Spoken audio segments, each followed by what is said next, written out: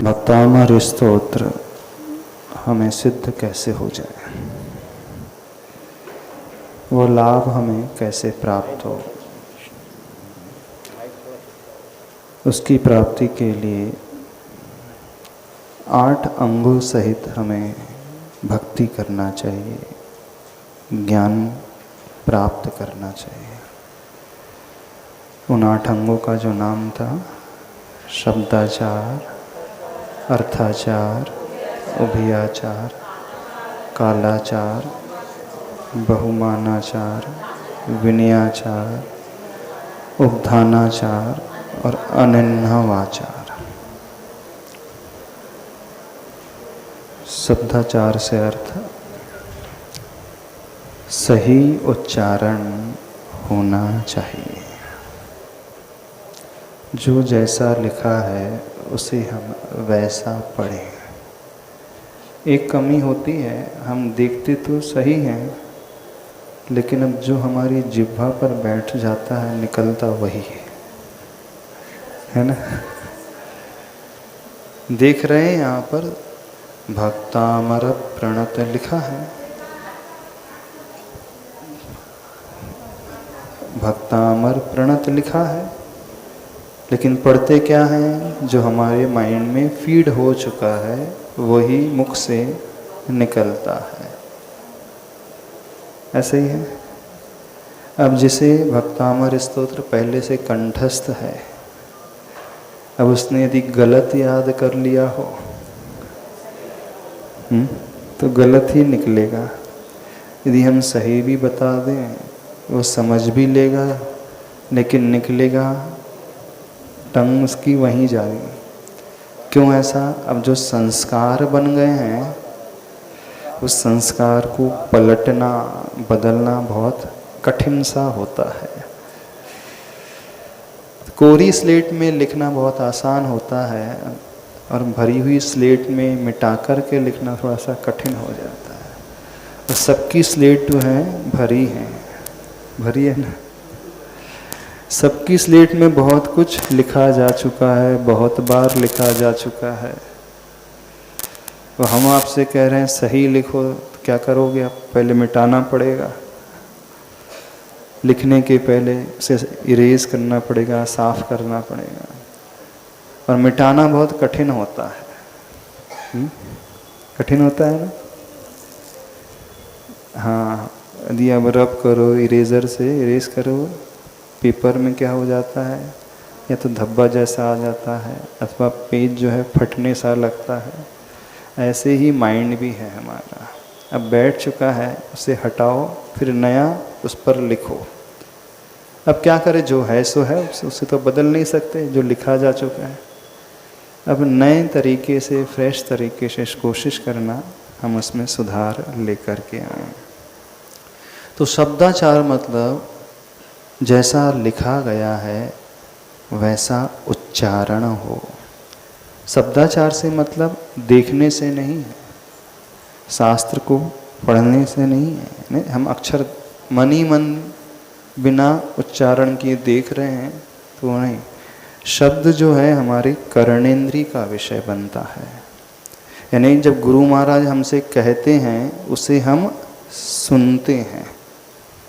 तो जो शब्द की उत्पत्ति कथन से होती है, वचनों के प्रयोग से होती है। जब हम स्तुति की बात कर रहे हैं, स्तोत्र, भक्तामर स्तोत्र की बात करते हैं, तो स्तोत्र का पाठ होता है, उच्चारण किया जाता है। तो सही उच्चारण हमारे मुख से निकले, ये कथनचित आसान होता है, लेकिन दूसरा अंग थोड़ा सा कठिन होता है। अर्थ, शब्द का सही अर्थ निकालना। एक परेशानी और होती है कि एक ही शब्द के कई कई अर्थ होते हैं, और यदि सही अर्थ ना निकाले तो अर्थ का अनर्थ हो जाता है। एक उदाहरण देते हैं। आगम में आया है अजैर यष्टव्यम। शास्त्रों में क्या लिखा है? प्रभु की पूजा यज्ञ किससे किया जाना चाहिए? अज के द्वारा यज्ञ किया जाना चाहिए, पूजा की जानी चाहिए प्रभु की। अब अज शब्द लिख दिया आचार्य भगवान ने। अब अज का क्या अर्थ होता है? अज का अर्थ होता है अ और ज मिलकर के अज बना है। तो अज का एक अर्थ होता है जिसका जन्म पुनः न हो, सो वह अज कहलाता है। तो क्या होता है? वह धान्य, चावल जिसे बोया जाए वह फिर से अंकुरित नहीं होता है। चावल के तो चढ़ाते हैं ना मंदिर में, क्यों चढ़ाते हो आप लोग चावल? चावल का ही प्रयोग क्यों? क्योंकि चावल बोया जाए तो उसमें से अब अंकुरन पैदा नहीं होगा, यानी वह अज कहलाया, यानी अजन्मा। अब इसका जन्म फिर से नहीं होगा, इसी कारण चढ़ाया जाता है। हे प्रभु आदिनाथ भगवान, आपने ऐसे पद को पा लिया है जहाँ पुनर्जन्म का चक्कर नहीं रहेगा, वह जन्म के दुखों से आप ऊपर उठ चुके हैं। अज अज अज यानी वो तंदुल, चावल। अब अज शब्द का दूसरा अर्थ होता है बकरा। अब तो अज उसने सुना, अज से यज्ञ करना चाहिए, तब लोगों ने दूसरा अर्थ लगा लिया, यानी बकरे से हवन किया जाता है, बकरे की बलि दी जाती है। तो उसने गलत अर्थ निकाला।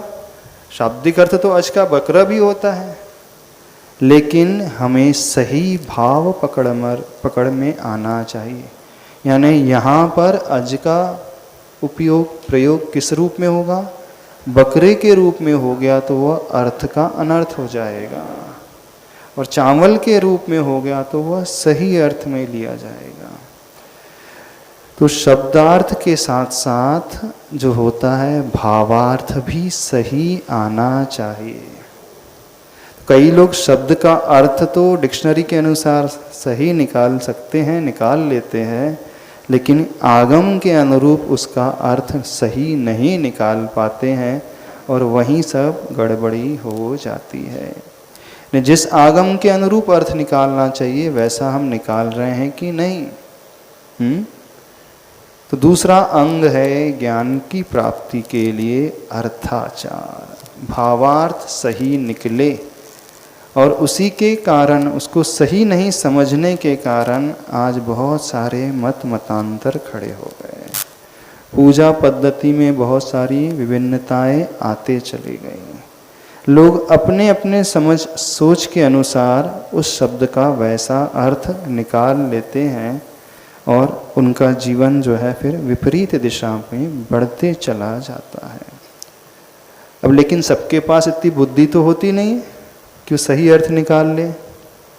इस कारण कहा जाता है यदि कुछ पढ़ना हो तो गुरु मुख से पढ़ना चाहिए। क्यों गुरु मुख से पढ़ना चाहिए? क्योंकि गुरु का कोई स्वार्थ नहीं होता है, और किसी अन्य से पढ़ोगे, विद्वान से पढ़ोगे, तो वह अपने लोभ के कारण, स्वार्थ के कारण कुछ का कुछ अर्थ भी निकाल करके बता सकता है। एक बार ऐसे हुआ, राजा क्या है, उसका एक पुरोहित था। पुरोहित राजा को बहुत अच्छे से जानता था। वो राजा तो था लेकिन वह शराब का शौकीन था, पीने का शौकीन था।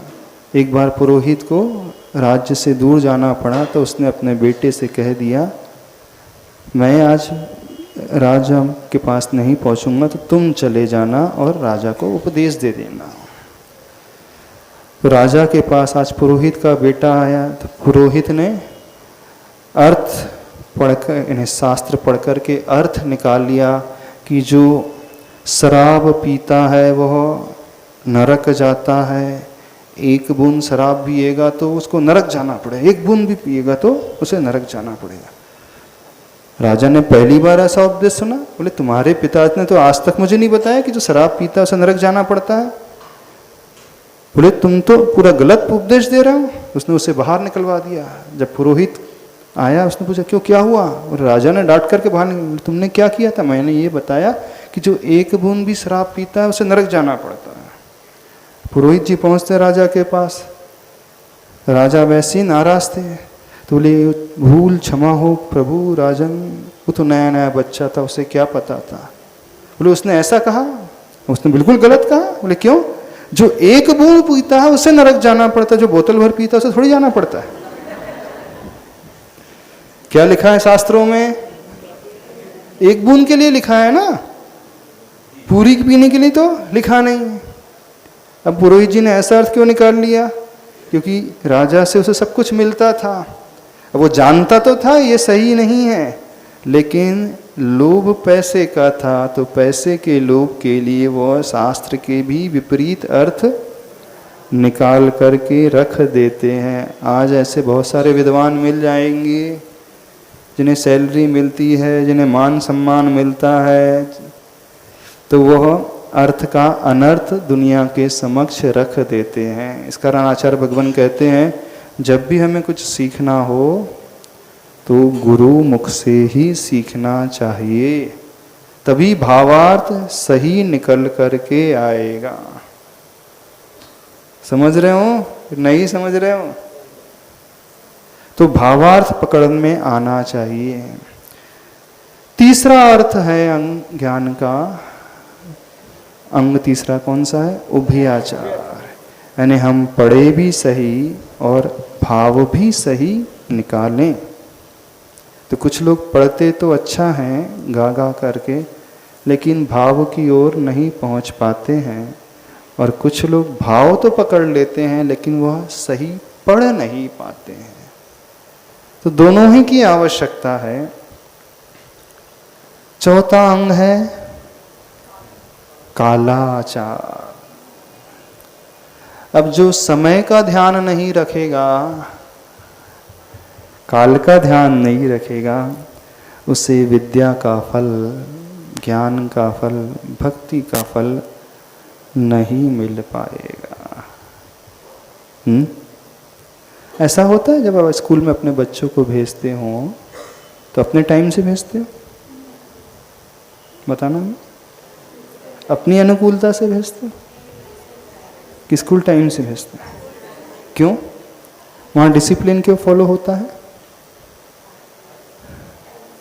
डिसिप्लिन क्यों फॉलो होता है वहाँ पे स्कूल में? और धर्म क्षेत्र में क्यों नहीं होता है? हमें बताओ, अंतर बताओ, अंतर क्यों डॉक्टर साहब? धर्म क्षेत्र में क्यों नहीं पालन होता है और अन्य क्षेत्र में, संसार के क्षेत्र में व्यक्ति बहुत पंक्चुअल रहता है, काल का पूरा ध्यान रखता है? क्यों? इवन पढ़ने की बात छोड़ दो, आप मूवी भी जाते हो, थिएटर भी जाते हो, 3 से 6 का शो है, कितने बजे जाते हो? 3:30 बजे, 3:15, पौने 3, 15 मिनट पहले। क्यों? अच्छा, बाद में एंट्री नहीं मिलेगी इस कारण? अच्छा, पैसा पे कर रहे हैं और छूट जाएगी पिक्चर, तो फिर हम जब पैसा दे रहे हैं तो क्यों हम वंचित रहें, पूरा उपयोग करें? धर्म क्षेत्र में क्या होता है? रिलैक्सेशन ज़्यादा हो जाता है। रिलैक्सेशन ज़्यादा हो जाता है धर्म क्षेत्र में। अच्छा, यहाँ कुछ पे नहीं करना पड़ता है इस कारण? नहीं ना, वही सर पुरानी बात आती है कि प्रायोरिटी पे जो है चीज़ें हैं, नहीं पे नहीं करना पड़ता इस कारण ऐसा होता है यहाँ पे? नहीं, पे तो कोई पे डायरेक्ट पे तो नहीं करना पड़ता। अच्छा, जब तक हम कुछ देना नहीं सीखेंगे हमें कभी भी फल नहीं मिलेगा, इस बात को समझें। यदि आप चाहते हो फल, इस भक्ति का फल चाहते हो, स्तोत्र को भी सिद्ध करना चाहते हो, तो पहले कुछ दो। जरूरी नहीं कि पैसा ही दो, समय भी दिए। क्या दो? समय की भी बात नहीं कर रहे अभी। समय तो आप दे कहाँ रहे हो, ले रहे हो। दे कहाँ रहा है व्यक्ति? लेता है। और there is no free lunch in this world. Free में कुछ भी नहीं मिलता। यदि जो फ्री की वस्तु मिल भी जाएगी, वैल्यू नहीं रहेगी, और उसे वो प्राप्त करके भी अपने जीवन को बदल नहीं पाएगा। क्यों आज हमें नहीं प्राप्त होता इसका फल जानते हो? क्योंकि हम फ्री में सब कुछ चाहते हैं। कितने लोगों ने दिया है? गुरु से जो सीखते थे पूर्व में, गुरुकुल में रह करके, तो क्या देते थे? गुरु दक्षिणा देते थे। तभी उनको गुरु मुख से जो ज्ञान मिलता था, जो शिक्षा मिलती थी, जो कला मिलती थी, वो बहुत उपयोगी होती थी। इवन जब आप बच्चों को स्कूल भेजते तो वहां भी फी पे करते हो, तो यहां क्या पे कर रहे हो बताइए? कुछ पे कर रहे हो? फिर मिलेगा ही नहीं, भक्तामृत सूत्र का लाभ नहीं होगा, बिल्कुल गारंटी दे रहे हैं हम। आपके जीवन में उपयोगी होगा ही नहीं वो, क्योंकि आपको फ्री में मिल गया ना, आप उसकी कदर भी नहीं करोगे। कौन क्या क्या दे सकता है? चलो हम पूछ रहे हैं, गुरु दक्षिणा के रूप में हाँ, कौन देने के लिए कितने लोग तैयार हैं? चलो हाँ, क्या दे सकते हो? जो आप देखो, हमारे मांगने पे मत जाना, नहीं तो हम तो बहुत कुछ भी मांग लेंगे। आप क्या दे सकते हो पहले तो ये बताओ। जो आप दे सकते हो वो बताओ। हाँ, तो डॉक्टर साहब क्या दे सकते हो? बोलो। दान दे सकते हो? हम दान की बात ही नहीं कर रहे यहाँ। क्या दे पाते? क्या दोगे? अभी तो समय ही दे सकते हैं। समय तो दे ही नहीं रहे आप, समय तो ले रहे हो, दे कहाँ रहे हो? भागते भागते आ रहे हैं क्लिनिक, तो कैसे भी बंद कर देते। नहीं, ये तो आप कुछ गेन करने के लिए, समझने के लिए आ रहे हो। अपार्ट फ्रॉम दिस, इसके अलावा और क्या दोगे? हाँ बताओ, हाथ खड़े करो, कितने लोग देने को तैयार? जो गुरु मांगे। हाँ, कौन सजेस्ट करेगा क्या देगा वो हमें? हाँ, चलो एक एक बुराई दे देना सब जन। क्या देना है? एक एक बुराई। तो सभी लोग कल एक एक चिट में अपनी एक एक बुराई लिख करके हमको दे जाएंगे। हाँ, सभी लोग एक चिट में जो जो आपकी बुराई है, जो आपका वीक पॉइंट है, दे सकते हो। बहुत बड़ी फीस है, छोटी फीस नहीं है। जो आपका सबसे कमजोर पॉइंट है, बड़ी कमजोरी है लाइफ की, दे पाओगे? कितने लोग दे पाएंगे? छिपाना नहीं, छल नहीं करना, मायाचारी नहीं करना। बड़ी बुराई की बात कर रहे हैं, छोटी की बात ही नहीं कर रहे हैं। बुराई तो आदतन होती है। हाँ, अरे पहले दो तो सही, क्या दे रहे हो पहले हम जाने तो सही, क्या दे रहे हो? पहले देने की भावना तो लेकर के आओ। अभी तो भावना ही नहीं आई। हाँ, बना लेना, आज बनाने, सोचना, चिंतन करना। सभी लोग अपनी अपनी बुराइयों का चिंतन करना। और कौन सी बुराई दे सकते हैं? बड़ी वाली, जो सबसे ज्यादा हमें नीचा देखने के लिए मजबूर कर देती। हाँ, जो भी बुराई हो, XYZ, जो भी हो, क्योंकि जब आप कुछ दोगे तब आप उसकी वैल्यू समझोगे। इससे हमें बेनिफिट नहीं होगा कुछ। कोई व्यक्ति जो शिष्य गुरुकुल में पढ़ता है और गुरु को गुरु दक्षिणा देता है, तो गुरु के ऊपर उपकार करता है क्या? हाँ, गुरु को कुछ फायदा नहीं होता, फायदा तो उस व्यक्ति को ही होता है जो गुरुकुल में पढ़ रहा है। सोच लोगे आज? पक्का? फिर देखना आपके भाव अलग से ही उमड़ेंगे। क्यों? क्योंकि आप पे करके कुछ ले रहे हो, और फ्री में जब मिलती है तो यहां से जब जाते हो ना, यहीं छोड़ करके चले जाते हो। हम लोग भी फीस नहीं लेते तो उसकी वैल्यू नहीं होती दवाई की। हाँ, बहुत अच्छी बात कही। जब फ्रीली आप फ्री चेकअप करते हो, तो जितने भी पेशेंट आते हैं आपके पास तो दिखाएंगे, बोले क्या पता कौन सा प्रिस्क्रिप्शन दिया है, तो दूसरे डॉक्टर से और अपन सेकंड ओपिनियन ले लो बोले, है ना, सेकंड ओपिनियन के लिए अच्छे डॉक्टर से कंसल्ट कर लो ताकि कुछ गड़बड़ ना हो जाए। तो फ्री की कभी भी कद्र होती ही नहीं, और हर एक व्यक्ति ने प्राय धर्म के क्षेत्र को फ्री का समझ करके रखा, नहीं ना, फ्री का समझ। अन्य क्षेत्र में जब व्यक्ति कुछ सीखने जाता है ना, अन्य गुरुओं के पास, आजकल मैनेजमेंट गुरु के पास सीखने के लिए जाता है तो 10-10 हज़ार रुपये फीस देता है वो पहले, हाँ, और वो एक लेक्चर अटेंड करता है, 2 घंटे का सेमिनार अटेंड करेगा, 3 घंटे का सेमिनार अटेंड करेगा, तो उसकी फीस कितनी, 10,000 रुपीज़, 10,000 भी देता है और बहुत अच्छे से सिंसियरली पढ़ता भी है, सुनता भी है ध्यान पूर्वक, और कितने घंटे लेट पहुंचता है वो, कितनी देर से पहुंचता है, समय से पहले, हाँ, क्यों, क्योंकि मैंने दिया है ना। और आप लोग थोड़ा सा बताना, कितने लोग समय से बिफोर टाइम। प्रश्न टाइम का नहीं है, कल आपने एक प्रश्न किया था, है ना, समर्पण और लगन। अब जो लगनशील हो जाता है वो समर्पित हो जाता है, डिवोटी हो जाता है, और जो डिवोटी हो जाएगा, समर्पित हो जाएगा, फिर वह कार्य सबसे पहले करेगा कि नहीं, गुरु को इंतजार ना करना पड़े, पहले पहुंचना है। उससे उसकी लगन पता चलती है, उसका डिवोशन पता चलता है, उसको सीखने के प्रति उसके भाव पता चलते हैं ग्रहण करने के लिए। खासकर धार्मिक क्षेत्र में ये वो लैग कर जाता है। और जैसे हाँ, अब जैसे किसी को कोई प्रॉब्लम हो, वो दैट्स द डिफरेंट थिंग, लेकिन कोई प्रॉब्लम नहीं है, कोई परेशानी नहीं है, फिर भी हम अपने मन माफिक जो जब चाहे जैसा चाहे, इसका मतलब है आपने टाइम पास का साधन समझा। नहीं, आपसे मतलब बैक ऑफ माइंड क्या चल रहा है, ठीक है, टहलते हुए घूमते फिरते क्या जाता है, जब जाएंगे जितना सुन लेंगे तो सुन ही लेंगे, थोड़ा बहुत तो कान में पड़ ही जाएगा।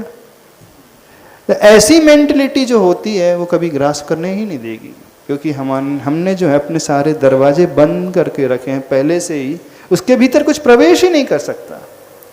तो क्यों डिसिप्लिन सिखाया जाता है स्कूल कॉलेजेस में? डिसिप्लिन इसीलिए कि वह डिवोटी होना सीखे, समर्पित होना सीखे, और वह समर्पित होकर के फिर जो करेगा वह पा जाएगा उसके फल को। तो इस कारण आचार्य भगवंतों ने ज्ञान के अंग में कल एक अंग की बात की थी, उपधानाचार। आज जो अंग है वो कालाचार, समय का डिसिप्लिन जो रहता है, पाबंद रहता है, भय के कारण ही। अब देखना, स्कूल में तो भय के कारण आप बच्चे को पहले भेजते हैं, नहीं तो एब्सेंट लग जाएगी, नहीं तो बच्चे को सजा मिलेगी, बाहर खड़े रहना पड़ेगा, थिएटर में लॉस हो जाएगा हमारा, वैसी ब्लैक में टिकट खरीदी है ना, नई मूवी थी, ब्लैक में खरीदी थी, अब अपन ने इतना पे किया है और अपन ही देर से जाओ तो वहाँ पे क्या डर रहता है, अपन वेस्ट हो जाएगा, है ना। तो वहाँ वेस्टेज ऑफ मनी की बात रहती है, स्कूल कॉलेजेस में भय की बात रहती है। तो भय के कारण जा रहा है वो अच्छा, तो भी ज़्यादा नहीं प्राप्त कर पाएगा, क्योंकि अंदर क्या चल रहा है, यदि नहीं सही टाइम पे पहुंचूंगा तो पनिशमेंट मिलेगा। इस कारण अंदर से समर्पण नहीं हो उसका, तो भय के कारण भी नहीं आना टाइम पर, और यह भी नहीं सोच करके आना महाराज जी क्या सोचेंगे, इस कारण अपन तो पहले से चलो, गुरु महाराज क्या सोचेंगे इस कारण पहले चलो, तो भी ग्रास्प नहीं कर पाओगे। कब वो हमें फल मिलता है, जब हम अंदर से तैयार हैं कि नहीं, अंदर से वो इच्छा है कि नहीं, अंदर से वो कार्य करने की भावना है कि नहीं। बस ये भावना अंदर से पैदा होना शुरू हो जाए, फिर देखना एक श्लोक भी पढ़ लोगे भक्तामर का तो फल पूरे भक्तामर का मिल जाएगा, बिल्कुल मिल जाएगा। क्यों मिल जाएगा? इसलिए कि आप अंदर से उसके प्रति उस भावों को लेकर के चल रहे थे। समझ में आ रही है बात? नहीं समझ में आ रही? तो कालाचार अंग क्यों रखा गया? समय का वो पाबंद।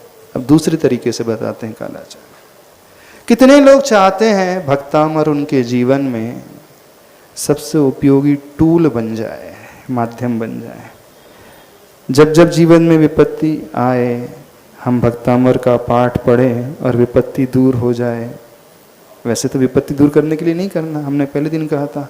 फिर भी कितने लोग चाहते हैं आपको वचन सिद्धि हो जाए, जो आप बोलो वो हो जाए। हाँ, जो आपके मुख से निकले वो हो जाए। जैसे आचार्य भगवान को है ना, उनके मुख से जो निकलता है वो हो जाता है, कोई ताकत नहीं रोक पाती। बाहर से भले ही लगता है कि बहुत असंभव जैसा कार्य है, लेकिन फिर भी हो जाता है। क्यों चाहते हो आप लोग?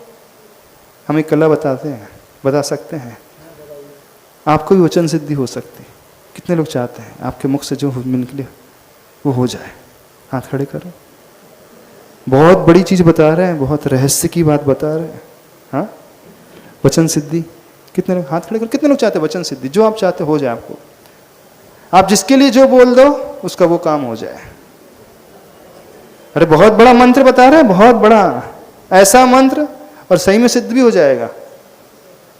चाहते हो? बता दे, करोगे तो हो जाएगा। हाँ हाँ, आज एक तरीका बताते हैं। भक्तामर स्तोत्र को के लाभ को पाना द्रव्य, क्षेत्र, काल और भाव के माध्यम से। अभी तक आपने सुना होगा भक्तामर पढ़ा जाता है शब्दों के माध्यम से। अब हम कुछ अलग चीज बताने जा रहे हैं। इस चतुष्टय के माध्यम से भक्तामर की सिद्धि, द्रव्य, क्षेत्र, काल और भाव के माध्यम से। आप कोई ऐसा क्षेत्र बना लो अपने जीवन में। देखना, अब हम उस तर्क को बता रहे हैं, ये लॉजिक को बता रहे हैं। ये हमारा चिंतन नहीं है, पूज्य सुधा सागर महाराज जी का बड़ा गजब का चिंतन है। क्यों आचार्य भगवान को वचन सिद्धि हो गई? पहले इस बात को पकड़ो। हम आप बता सकते हैं आचार्य श्री को वचन सिद्धि क्यों हो गई? हाँ, कौन हमें बताएगा? आचार्य श्री को वचन सिद्धि तो है, सब लोग कहते हैं, लेकिन क्यों हुई उन्हें वचन सिद्धि? अब हम उसकी बात कर रहे हैं। कौन होगा? खड़े होकर के बोलो, खड़े होकर के बोलो, खड़े होकर के बोलो। हाँ, देखो आप लोगों ने, में बहुत से लोगों ने कहा कि नहीं हम भी वचन सिद्धि को चाहते हैं। चाहते हो ना? हाँ, कौन हमें बताएगा क्यों आचार्य भगवान को वचन सिद्धि हुई है? खड़े होकर के बताना। हाँ, उस देखो कारण को पकड़ने की कोशिश करो। चाहने मात्र से मिलता नहीं है कुछ भी दुनिया में, जब तक हम रूट कॉज को ना पकड़े। हाँ हाँ, बताना क्यों होंगे आचार्य भगवान को वचन सिद्धि? नहीं समझ पा रहे? प्रश्न समझ रहे हैं? हाँ, नमस्ते महाराज जी। महाराज जी, आचार्य श्री जी कभी भी किसी को वचन नहीं देते। यदि आचार्य श्री से कोई कहता है कि यहाँ चातुर्मास या पंचकल्याणक, तो आचार्य श्री जी कहते देखो, कभी भी, हाँ, कभी भी वचन नहीं दे। एक बात। और दूसरी बात, एक बहुत अच्छा संस्मरण है आचार्य श्री जी का। कि आचार्य श्री जी स्टेज पर बैठे हुए थे, प्रवचन चल रहे थे। तो आचार्य श्री ने पुस्तक का नाम लिया। वो पुस्तक है अंग्रेज लुटेरे वाली पुस्तक है ना, अंग्रेजी भाषा का माया भ्रमजाल, अंग्रेजी भाषा का भ्रमजाल। और ऐसे करके आचार्य ने उसको छोड़ दिया। तो एक महाराज जी बैठे थे, शायद कोई महाराज जी, शायद, हाँ, तो वो महाराज जी ने आचार्य जी को याद दिलाया कि आचार्य जी इसके आगे है लुटेरे अंग्रेज। तो सोने की चिड़िया और लुटेरे अंग्रेज। हाँ, ऐसे ही। तो आचार्य जी ने उसको फिर मतलब कुछ नहीं कहा आचार्य जी ने। फिर आचार्य ने फिर दोबारा नाम लिया उसका। तो फिर आचार्य ने वो पीछे के शब्द छोड़ दिए, लुटेरे अंग्रेज करके छोड़ दिया। तो फिर 3 बार ऐसा हुआ है। तो फिर आचार्य ने तीसरी बार बहुत अच्छे से फिर महाराज जी को कहा कि अरे जब इतना ही कहने से काम चल रहा है तो क्यों आप शब्दों का प्रयोग कर रहे हैं? जिह्वा में अशुभ शब्द का उच्चारण हम क्यों करें? हाँ, अपनी जिह्वा से हिंसात्मक वचनों का उच्चारण अथवा किसी को पीड़ा देने वाले शब्द को हम अपने मुख से क्यों कहें। और आचार्य परोक्ष में भी हम लोगों को ऐसा एक आध बार हुआ कि किसी और का हम लोग ने कुछ ऐसे किसी स्कूल का कुछ बताया आचार्य को कि वहाँ ऐसा हुआ। हाँ। तो आचार्य एकदम मौन हो गए और फिर बाद में बड़ी बहनों को ऐसा आचार्य ने ज्ञात करवाया कि कभी भी हमें कभी किसी और के बारे में कोई कटाक्ष नहीं करना है, पीठ पीछे भी ऐसा नहीं करना है। आचार्य ने ऐसा तो हम मूल कारण को बताते हैं। बहुत अच्छी बात बताई आपने, संस्मरण बताया। देखना, आचार्य भगवान को जो वचन सिद्धि है मूल रूप से सत्य वचन व्रतधारी तो हैं ही आचार्य, सत्य महाव्रतधारी हैं। जब भी वो बोलते हैं हमेशा सत्य ही बोलते हैं। जब भी वो बोलते हैं हमेशा हितकारी वचनों का ही प्रयोग करते हैं। जब भी उनके मुख से निकलता है तो किसी को पीड़ा देने वाले शब्द नहीं निकलते हैं, ऊपर उठाने वाले शब्दों का ही वो प्रयोग करते हैं। यानी जब भी उनके कोई भी प्रवृत्ति होती है तो वो हिंसा से बचने की प्रवृत्ति होती है, अहिंसात्मक प्रवृत्ति होती है। यानी वो पाप से ऊपर उठी हुई प्रवृत्ति होती है। तो जो व्यक्ति इस प्रकार सजग रह करके, सतर्क रह करके 24 घंटे, हाँ, स्वप्न में भी नहीं आती बात, जागृत अवस्था की तो कह नहीं रहे, स्वप्न में भी, निद्रा की अवस्था में भी पीड़ादायक वचन, असभ्य वचन, असत्य वचन और अपरिमित आदि वचनों का प्रयोग नहीं होता है। तो क्या आप लोग अपने जीवन में ऐसा नियम ले सकते हो कि हम कभी भी पीड़ादायक शब्द किसी से नहीं कहेंगे, असत्य वचन किसी से नहीं कहेंगे, कठोर वचन, कर्कश वचन का प्रयोग कभी नहीं करेंगे, हिंसा को पैदा करने वाले अथवा किसी के दिल को ठेस लग जाए ऐसे वचन का प्रयोग नहीं करेंगे? संभव है आपके जीवन में? श्रावक के जीवन में संभव है? नहीं संभव। तो फिर वचन सिद्धि तो नहीं हो सकती। हम कह रहे हैं फिर भी हो सकती है। अब देखना हम क्या बता रहे हैं, फिर भी हो सकती है। अब वो कैसे हो सकती है? आचार्य भगवान का जो प्रयोग है वो हमेशा के लिए, 24 घंटे के लिए, हर जगह के लिए, यानी हर क्षेत्र में आचार्य भगवान वैसे ही प्रयोग करते हैं। हर काल में आचार्य भगवान का प्रयोग वैसा ही होता है। हर द्रव्य यानी हर जो शब्द निकलता है, प्रत्येक शब्द जो अच्छा निकलता है और प्रत्येक जो भाव हैं वो व्यवस्थित होते हैं। अब श्रावक तो वह द्रव्य यानी हमेशा शुभ वचनों का प्रयोग करे। द्रव्य से मतलब अच्छे वर्ड्स, हितकारी वर्ड्स, असभ्य वर्ड्स नहीं होना चाहिए, सुंदर वर्ड किसी को कर्णप्रिय लगे। क्षेत्र मतलब वह स्थान विशेष, वहां पर रह करके, लेकिन श्रावक के लिए संभव नहीं है। वो जहां रहता है वहां पे पाप ही होते रहते हैं, पाप का त्याग तो कर नहीं सकते। अब हर काल में आचार्य भगवान तो कर सकते हैं, आप लोग कर सकते हो? नहीं कर सकते। और हमेशा वैसे ही भाव, ये भी नहीं, तो फिर कैसे होगा? तो उसका तरीका हम बताते हैं। एक ऐसा द्रव्य का सिलेक्शन करो शब्दों के रूप में जो अच्छा ही हो। अब अच्छा क्या है? भगवान की स्तुति से अच्छा कुछ नहीं होगा ना। चलो भक्ता हमारे स्तोत्री ले लो। एक ऐसा क्षेत्र का चुनाव करो, उस क्षेत्र में रह कर के आप हमेशा अच्छा ही बोलोगे, वो भक्ता अमर पढ़ोगे। अब वो क्षेत्र कौन होगा, कौन सा हो जाएगा? आप अपने घर में अथवा मंदिर में 3 बाय 3 का एरिया बना लो, 3 फीट बाय 3 फीट का। इस एरिया में एंटर होते ही, यहाँ बैठते ही मैं कभी भी कठोर वचनों का प्रयोग नहीं करूँगा, किसी को डांटूंगा नहीं, कोई अपशब्द नहीं कहूँगा, गुस्से वाले शब्द का प्रयोग नहीं करूँगा, असभ्य वचन नहीं करूँगा। यानी इस क्षेत्र में 3 बाय 3 के एरिया में जब मेरा पैर आ जाएगा तो सिर्फ और सिर्फ अच्छा ही शब्द, पुण्यात्मक शब्द, स्तुतिपरक शब्द ही निकलेगा। लेकिन वो नियम रहेगा लाइफ टाइम, जैसे आचार्य भगवान का नियम है लाइफ टाइम का, समझना। लेकिन उनका नियम हर क्षेत्र के लिए है। अब हम क्या कह रहे हैं, आप एक ऐसे क्षेत्र का चुनाव कर लो, चाहे आप मंदिर का कोना चुन लो, चाहे आप घर का एक कोना चुन लो, उस क्षेत्र में एंटर करते ही आप कोई पाप की क्रिया नहीं करोगे, मतलब न वहाँ लाइट जलाओगे, न वहाँ फैन का उपयोग करोगे, न ही किसी को हर्ट करोगे, न ही किसी के बारे में बुरा सोचोगे। उस क्षेत्र में एंटर करते ही, बाकी के लिए आपके लिए छूट है।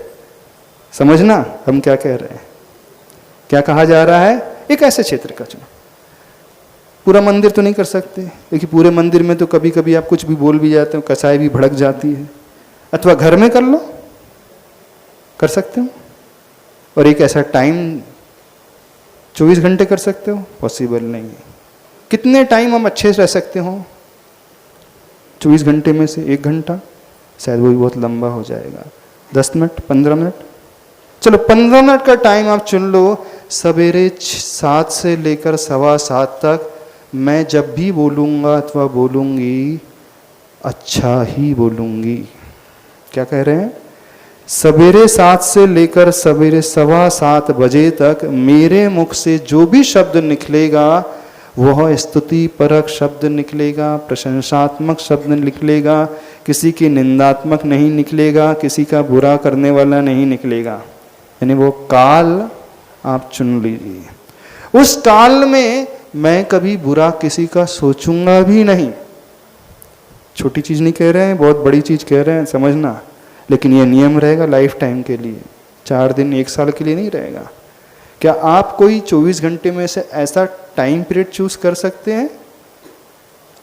फिर आप कहीं पे भी उस टाइम पे हैं, सवेरे 7 से 7:15। मान लीजिए आप यहाँ पर इस शहर में नहीं, दूसरे शहर में, तो आप पाप की क्रिया नहीं कर सकते। आप नहा धो नहीं सकते, आप कपड़े नहीं धो सकते, आप उस समय भोजन नहीं बनाएंगे, ना आप उस समय मुंह जूठा करेंगे, ना आप उस समय भोजन करेंगे। समझ रहे हो? 15 मिनट का सुनाओ, ज्यादा टाइम। 15 मिनट आपके जीवन के वो ऐसे हैं, वह टाइम, उस पीरियड में आप किसी भी प्रकार की पाप की एक्टिविटी ना ही मन से करोगे, ना ही शब्दों से करोगे, और ना ही काय से करोगे। हो सकता है 15 मिनट ज़्यादा तो नहीं हो जाएंगे? अब कुछ लोग कह रहे हैं कि 15 मिनट ज़्यादा हो जाएंगे। 10 मिनट चुन लो, लेकिन लाइफ टाइम के लिए, जीवन भर रहेगा। समझा? कंडीशन क्या है? जीवन भर। वो 15 मिनट, वो आधा घंटे, वो 1 घंटे, वो 10 मिनट, आपका क्या रहेगा? उस टाइम में आपको सिर्फ और सिर्फ स्तुति करना है। अथवा स्तुति नहीं कर रहे हो तो प्रशंसात्मक वचनों का प्रयोग करना है, मितकारी वचनों का प्रयोग करना है, किसी को ऊपर उठाने वाले वचनों का प्रयोग करना। अथवा उस काल में हम भक्तामर पढ़ेंगे। एक नियम ले लो, दिन का यह काल, यह टाइम मेरे भक्तामर स्तोत्र पढ़ने का टाइम है, लेकिन वो लाइफ टाइम का रहेगा। अब वो आगे पीछे नहीं हो सकता, टाइम ले सकते हो। हाँ हाँ, क्षेत्र बदल जाए, लेकिन जैसे ही जो आपने क्षेत्र चुना है उस क्षेत्र में आप कुछ गलत नहीं करोगे। मन से भी नहीं, वचन से भी नहीं, तन से भी नहीं। समझना, आपने एक टाइम पीरियड निश्चित कर लिया है, इतने पंक्चुअल हैं, आप उस कालाचार अंग का पालन करें कि यह काल मेरे पाप का काल नहीं है, यह काल मेरे निर्जरा का काल है, पुण्य का काल है। लेकिन वो रहेगा जीवन भर के लिए। हाँ हाँ, ट्रेन और गाड़ी में बैठे हैं तो फिर आपको यात्रा भी वैसी करना पड़ेगा। उस पीरियड में आप हिंसा का वाला कार्य नहीं करेंगे। समझना, अब सिद्धि ऐसे नहीं होती है। हाँ, सिद्धि ऐसे नहीं होती है। हाँ बोलो, खड़े होकर के बोलो।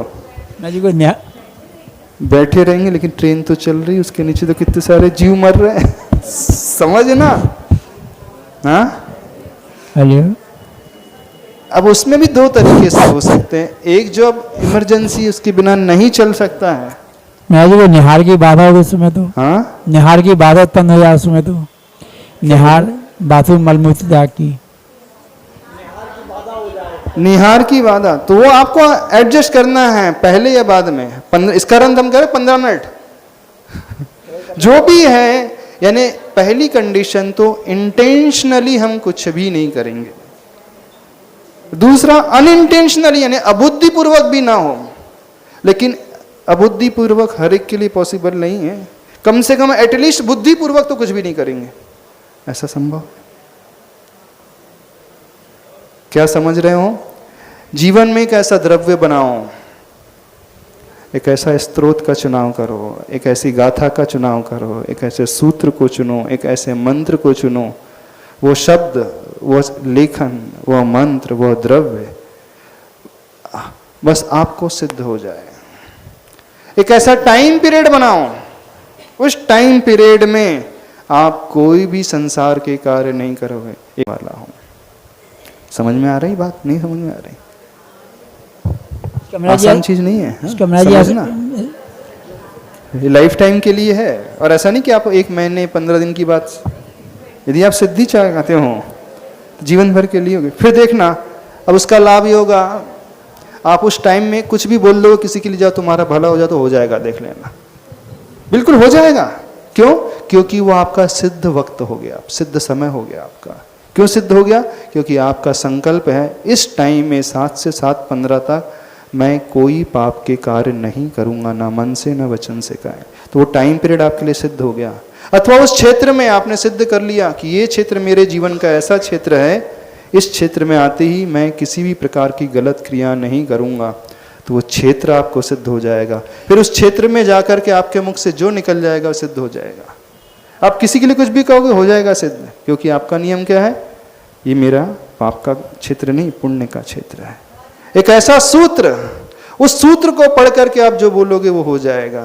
और एक ऐसा भाव, तो द्रव्य, क्षेत्र, काल और भाव को लेकर के यदि कुछ सिद्ध करना चाहते हो, लेकिन कंडीशन लाइफ टाइम की, इस बात को समझना।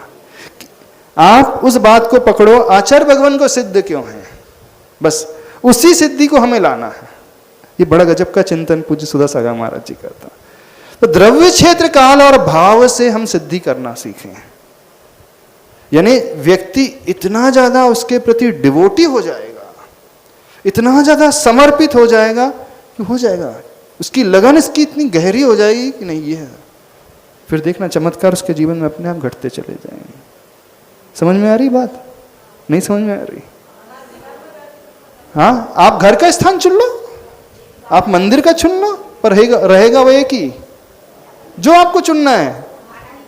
आप घर का एक वह कमरा, पूजा का कमरा चुन लो कि इस कमरे में एंटर करते ही मैं न लाइट का प्रयोग करूंगी, न टीवी का प्रयोग करूंगी, न मोबाइल का प्रयोग करूंगी।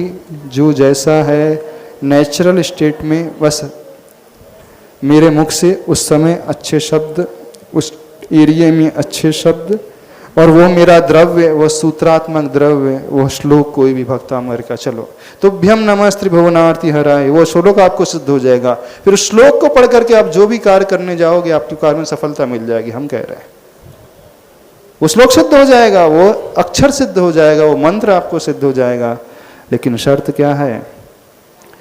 उस द्रव्य के साथ, उस क्षेत्र के साथ, उस काल के साथ, उस भाव के साथ किसी भी प्रकार की हिंसक क्रिया नहीं होना चाहिए, ना मन से, ना वचन से, ना काय से। शर्त समझ में आ रही है? वो हिंसक क्रिया नहीं होगी, मतलब उसका समर्पण इतना गहरा है, बस उसके लिए हो जाएगा। आचार्य भगवान जहां चाहे जो बोल देते, सिद्ध हो जाता है, उनको निकल जाता है। क्यों? क्योंकि उनका जीवन भर के लिए वो है नियम। हर क्षेत्र में वो नियम है, हर काल में उनका नियम है, हर शब्द के साथ उनका नियम है, हर भाव के साथ है।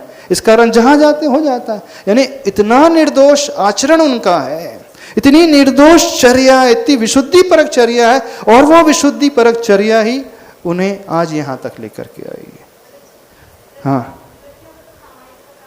हाँ, व्रतियों का सामयिक का काल, लेकिन लाइफ टाइम रहेगा। फिर उसमें 5 मिनट इधर उधर नहीं चलेगा, इस बात को समझना। अब 5 मिनट आपका मोबाइल आ जाए तो वो बिल्कुल परमिशेबल नहीं रहेगा। उस 5 मिनट में आप किसी से लड़ाई झगड़ा नहीं कर सकते, किसी से ऊंची आवाज में बात नहीं कर सकते, किसी की शिकायत नहीं कर सकते। उस समय हमेशा गुणग्राही दृष्टि, वैसे तो हमेशा रहती व्रतियों की, लेकिन वह सिद्ध वक्त यदि वो चलना। अंतर समझ में आ रहा है? प्रोसेस समझ में आ रही है? चाहते भक्तामर सिद्ध हो जाए आपको? बहुत कठिन है। हम 15 मिनट ही तो मांग रहे हैं आपके, 15 मिनट। नहीं निकाल सकते अपने जीवन का?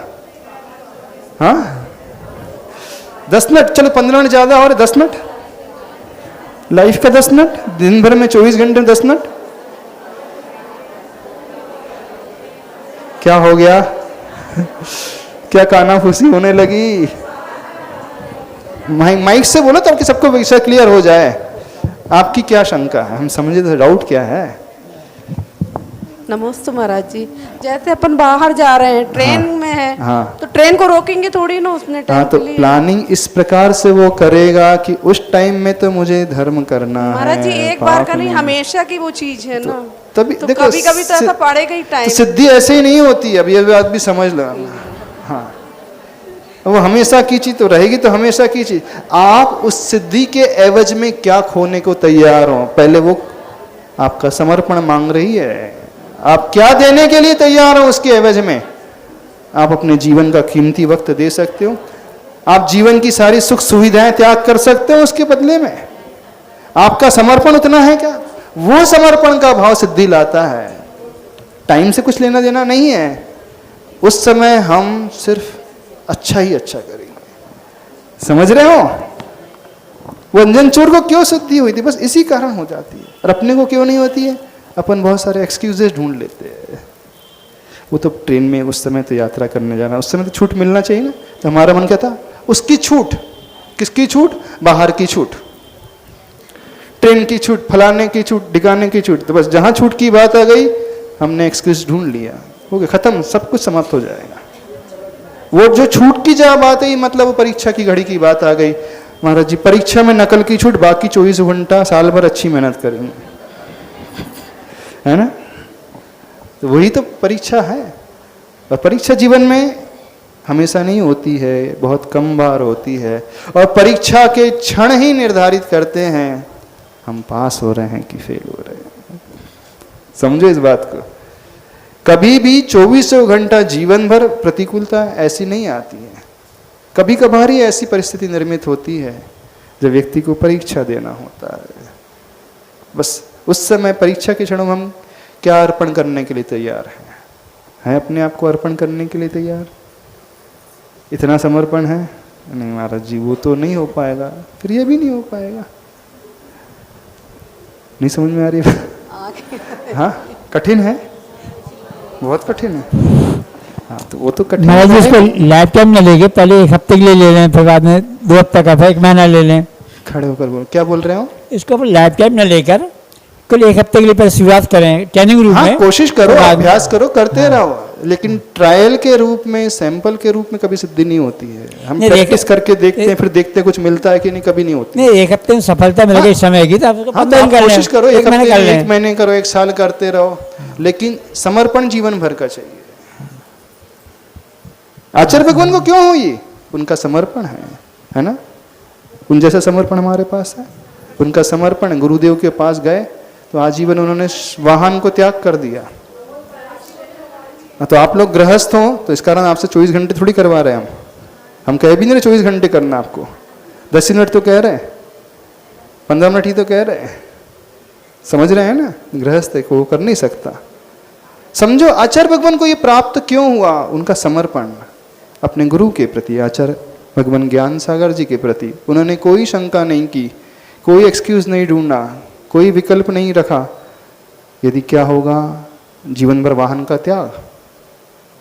क्या होगा? जो होगा सो होगा, देखेंगे। जैसा होगा तो होगा, देखेंगे। क्या इतनी क्षमता हमारे भीतर है जीवन भर के लिए? नहीं है ना? हम सोचते हैं तुरंत यदि वैसा हुआ तो, परिस्थिति खराब हो गई तो, बच्चा उसी दिन उसी समय बीमार पड़ गया तो, बस जहां तो आया खत्म, खेल खत्म। हाँ हाँ अच्छा देखो अब नया विकल्प, अब छूट गया तो इसका प्रायश्चित है ना? हाँ आप लोग कैसे हैं? बोले सब कोई भी नियम ले लेता। हाँ महाराज जी नियम टूटा तो 1 माला से हो जाएगा काम, 2 माला हमने एडवांस में रखी है ने? मलेरिया की दवाई हम हमेशा साथ में रखकर चलते, मलेरिया हो गया तो हम 2 टेबलेट खा लेंगे। हाँ टाइफाइड हुआ तो उसकी टेबलेट हमने रख करके रखी है, वायरल फीवर की हमने एडवांस में रखी है। बस जहाँ छूट की और बात आई, प्रायश्चित की बात आ गई, तो बस हमारा मन जो है ना वो कुटिल बुद्धि वाला, कुटिलता आ गई, कुटिलता जहाँ आई कुछ नहीं मिलेगा। महाराज जी जैसे अपन 1 साल के लिए नियम ले लें हाँ। कि हम 1 साल, मगर बीच में विपरीत ज्यादा से परिस्थितियां अच्छा बीच में विपरीत परिस्थिति आएगी तो क्या होगा? मरेंगे, इससे ज्यादा तो कुछ नहीं होगा। महाराज जी तो फिर मरेंगे ना, इससे ज्यादा तो कुछ नहीं होगा। नहीं नहीं इससे ज्यादा तो कुछ होगा? महाराज जी, इससे ज्यादा कुछ होगा? मरने से ज्यादा? महाराज जी कई अब मरने से ज्यादा कुछ नहीं, मरेंगे और क्या होगा?